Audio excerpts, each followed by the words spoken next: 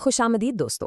आज के इस खास मालूमाती खाके में हम इस्लाम के एक इंतहाई खूबसूरत और अहम फरीज़े यानी हज के मनासिक पर बात करेंगे। देखें, हज सिर्फ एक जिस्मानी सफ़र बिल्कुल नहीं है। ये दरअसल रूह की पाकीज़गी और अल्लाह के हुजूर खुद को मुकम्मल तौर पर सौंप देने का एक लाजवाब तजुर्बा है। आज हम इस ज़बरदस्त सफ़र को बिल्कुल आगाज़ यानी एहराम से लेकर तवाफ़े विदा तक एक तरतीबवार अंदाज में समझेंगे। तो चलें, बगैर किसी ताख़ीर के शुरू करते हैं। आइए देखते हैं कि इस सफ़र की तरतीब क्या होगी। हम 6 अहम मराहिल से गुजरेंगे। पहला, एहराम जो कि हज का पहला कदम है। दूसरा, 8वीं ज़ुल्हज्जा को मिना का सफ़र।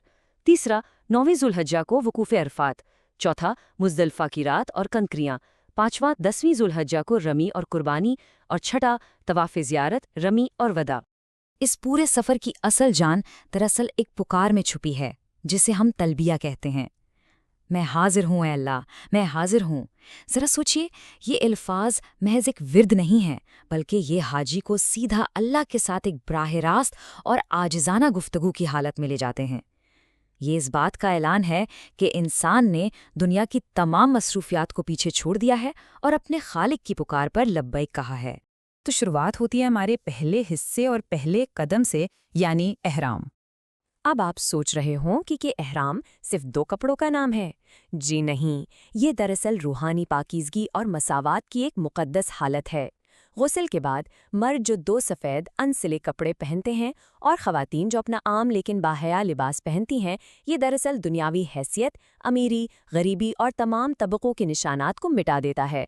इस हालत में हर शख्स बिल्कुल एक बराबर नज़र आता है, बिल्कुल वैसे ही जैसे वो अपने रब के सामने बराबर है। अब इसमें वाकई दिलचस्प बात यह है कि ये सख्त पाबंदियां किस तरह एक इंसान को जिस्मानी और रूहानी तौर पर मुकम्मल अमन और नज़्म ज़ब्त का पाबंद बनाती हैं।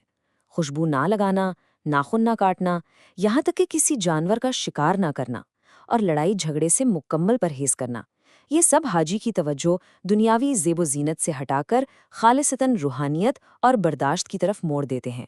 ये एक ज़बरदस्त ट्रेनिंग है। इस सफ़र पर आगे निकलने से पहले ये जानना भी ज़रूरी है कि हाजी के पास 3 रास्ते होते हैं। तमत्तो, जिसमें पहले उम्रा किया जाता है, एहराम खोला जाता है और फिर हज के लिए नया एहराम बांधा जाता है।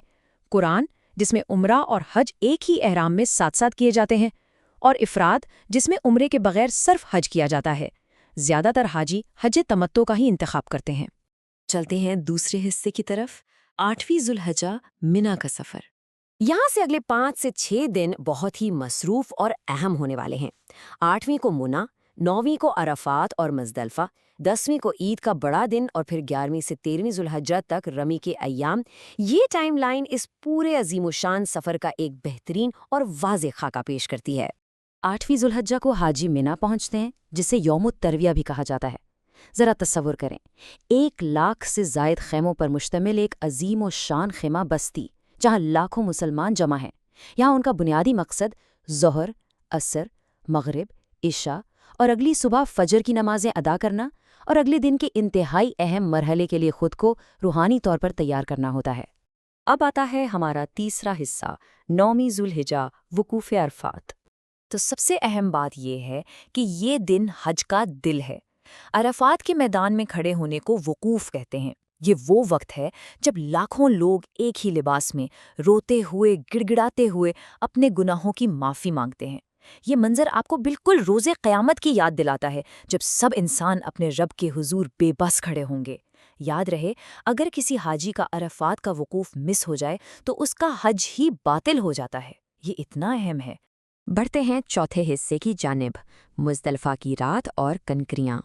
सूरज गुरूब होने के बाद हाजी अरफात से मुज़दलिफ़ा का सफ़र करते हैं। वहाँ पहुंचकर वो मगरिब और इशा की नमाज़ें मिला के पढ़ते हैं।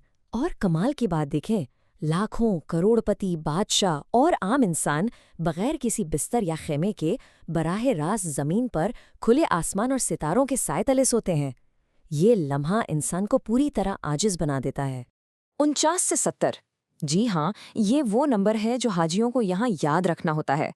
मुज़दलिफ़ा की इसी रात ज़ायरीन छोटी छोटी कंकरियाँ चुनते हैं। ये कंकरियाँ 49 से लेकर 70 तक हो सकती हैं, जिसका इन्हिसार इस बात पर है कि वो मिना में कितने दिन क़याम करेंगे। ये कंकरियाँ दरअसल अगले दिन मिना में रमी की तैयारी के लिए होती हैं। अब हम पहुंच गए हैं 5वें हिस्से पर, 10वीं ज़ुल्हिज्जा। رمی اور قربانی۔ 10ویں ذوالحجہ کا دن حج کا سب سے زیادہ ایکشن سے بھرپور دن ہوتا ہے۔ اس دن 3 بڑے کام لگاتار کیے جاتے ہیں۔ سب سے پہلے حاجی صرف سب سے بڑے ستون کو 7 کنکریاں مارتے ہیں۔